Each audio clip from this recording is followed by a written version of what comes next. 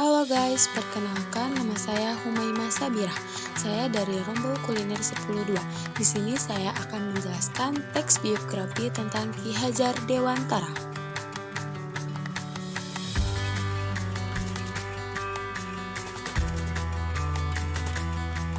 Ki Hajar Dewantara terlahir dengan nama Raden Mas Soewardi Soejaningrat pada tanggal 2 Mei 1889 di Yogyakarta. Adalah seorang tokoh pahlawan nasional yang sangat berpengaruh dalam sejarah pendidikan dan perjuangan kemerdekaan Indonesia. Dia berasal dari lingkungan bangsawan Kadipaten Pakualaman, cucu dari Paku Alam III, namun memiliki kepribadian sederhana dan dekat dengan rakyat. Tanggal kelahirannya 2 Mei, kini diperingati sebagai Hari Pendidikan Nasional Indonesia sebagai bentuk penghormatan atas jasa-jasanya. Ki Hajar Dewantara wafat pada tanggal 26 April 1959 di Yogyakarta dan dimakamkan di Kompleks Makam Keluarga Taman Siswa, Wijaya Brata.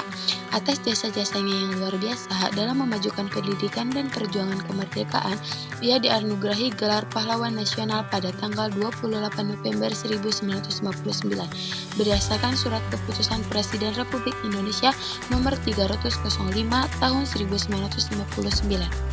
Riwayat pendidikan.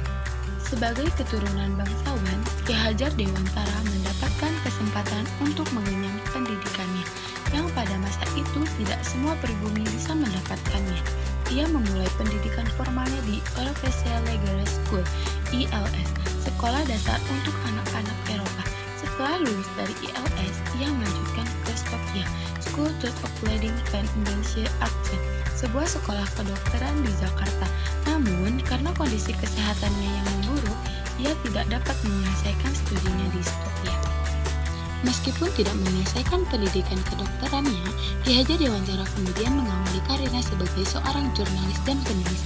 Ia bekerja untuk berbagai surat kabar seperti Soedi Tomo, Miden Java, The Express, Oetesan India, Koe Moeda, Tehajat Timur, dan Poe Sara. Gaya tulisannya dikenal komunikatif dan halus, namun sangat tajam dan melempar kritik kepada pemerintah kolonial Belanda. Perjuangan politik dan pengasingan. Keterlibatannya dalam dunia jurnalistik tidak terlepas dari semangat perjuangan dan kritik terhadap kebijakan kolonial. Salah satu tulisan fenomenalnya yang mengkritik keras pemerintah Belanda adalah artikel berjudul Als ik een Nederlander was, seandainya aku seorang Belanda, yang dimuat di surat kabar The Express pada tahun 1913. Artikel ini sangat provokatif karena menyoroti ketidakadilan perayaan 100 tahun kemerdekaan Belanda dan Prancis yang justru dirayakan di tanah jajahan Hindia Belanda. Akibat tulisannya yang dianggap subversif, Ki Hajar Dewantara dijatuhi hukuman pengasingan internim tanpa proses pengadilan. Bersama dua rekannya, Ernest Dwi Steker dan Dr. Sujipto Mangunkusumo yang dikenal sebagai Tiga Serangkai, dan pendiri Indonesia Separatis, partai yang memperjuangkan pemerintahannya sendiri di Hindia Belanda. Ki Hajar Dewantara diasingkan ke negeri Belanda. Masa pengasingan di Belanda justru dimanfaatkan untuk memperdalam ilmu pendidikan. Ia mempelajari berbagai sistem pendidikan di Eropa dan mengembangkan gagasan-gagasan baru tentang pendidikan yang sesuai dengan konteks Indonesia. Pendirian Taman Siswa dan Pemikiran Pendidikan. Sekembalinya dari pengasingan pada tanggal 3 Juli 1922, Ki Hajar Dewantara mendirikan Perguruan Nasional Taman Siswa di Yogyakarta. Taman Siswa didirikan sebagai bentuk resistensi kultural terhadap pendidikan kolonial yang diskriminatif dan tidak sesuai dengan nilai-nilai bangsa Indonesia. Perguruan ini menjadi lembaga pendidikan pertama di Indonesia yang memberikan kesempatan kepada pribumi untuk memperoleh pendidikan formal yang berkualitas, serta dengan anak-anak Eropa dan priayi. Konsep pendidikan.